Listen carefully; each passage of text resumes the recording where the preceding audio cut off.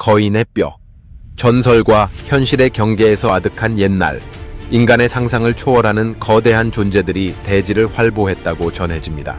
산맥을 걷듯 거닐고 호수를 손으로 움켜쥐었던 그들의 이야기는 신화와 전설 속에 녹아들어 오늘날까지 전해져 내려오죠. 그들의 흔적은 거대한 돌덩이, 불가사의한 유적, 그리고 거대한 뼈의 형태로 우리 앞에 나타납니다. 과연 이 뼈들은 무엇을 의미하는 걸까요? 전설은 진실의 조각을 품고 있는 걸까요? 지금부터 거인의 뼈에 얽힌 흥미로운 이야기를 풀어보려 합니다. 거인의 뼈는 예로부터 수많은 문화권에서 발견되어 왔습니다. 거대한 동물의 화석이 발견될 때 사람들은 그것을 인간보다 훨씬 큰 존재, 즉 거인의 유골이라고 믿었습니다.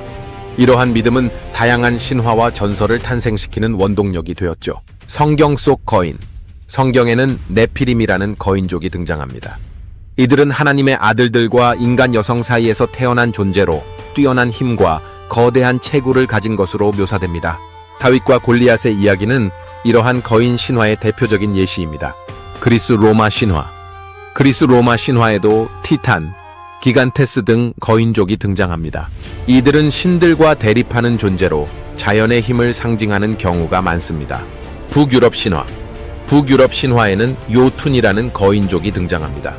이들은 신들과 적대적인 관계를 맺고 있으며 서리와 혼돈의 힘을 상징합니다. 이처럼 다양한 문화권에서 거인에 대한 이야기가 전해져 내려오는 것은 우연일까요? 단순히 상상력의 산물일까요? 과학의 발전은 이러한 의문에 새로운 시각을 제시했습니다. 과거의 거인의 뼈라고 여겨졌던 것들 중 상당수는 고대 동물의 화석으로 밝혀졌습니다.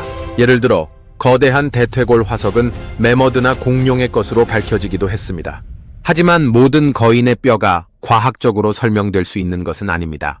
일부 유적지에서는 인간의 뼈와 유사하지만 훨씬 큰 뼈들이 발견되기도 합니다.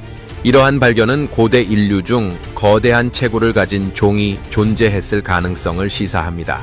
대표적인 예로 남아프리카 공화국에서 발견된 Littlefoot이라는 화석이 있습니다. 이 화석은 327만 년 전에 살았던 오스트랄로피테쿠스 속의 화석으로 다른 오스트랄로피테쿠스 종에 비해 큰 체구를 가진 것으로 추정됩니다. 또한 자바 섬에서 발견된 자바 원인 Homo erectus soloensis-은 현생 인류보다 큰 두개골 용량을 가진 것으로 알려져 있습니다. 이들의 유골 중 일부는 현생 인류보다 훨씬 큰 체구를 가진 것으로 추정되기도 합니다. 이러한 발견들은 고대 인류 중 거대한 체구를 가진 종이 존재했을 가능성을 뒷받침하지만 여전히 많은 부분이 미스터리로 남아 있습니다. 과연 이들은 전설 속 거인과 같은 존재였을까요? 아니면 단순히 현생 인류와 다른 진화 경로를 거친 종이었을까요? 모로코의 아틀라스 산맥에서는 거대한 뼈들이 발견되었다는 이야기가 전해져 내려옵니다. 현지 전설에 따르면 이 뼈들은 과거 이 지역을 지배했던 거인족의 유골이라고 합니다. 일부 탐험가들은 실제로 인간의 뼈와 유사하지만 훨씬 큰 뼈들을 발견했다고 주장하기도 합니다. 하지만 이러한 주장을 뒷받침할 만한 과학적인 증거는 아직 부족한 상황입니다. 거인의 뼈는 전설과 현실, 상상과 과학의 경계에 서 있습니다. 그것은 과거 지구에 존재했던 거대한 생명체들의 흔적이자 인간의 상상력을 자극하는 흥미로운 이야기의 원천입니다. 과학의 발전은 과거의 미스터리를 하나씩 밝혀내고 있지만 여전히 풀리지 않은 수수께끼는 남아 있습니다.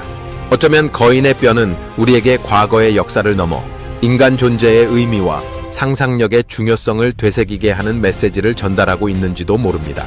앞으로 더 많은 연구와 탐험을 통해 거인의 뼈에 얽힌 비밀이 밝혀지기를 기대해봅니다.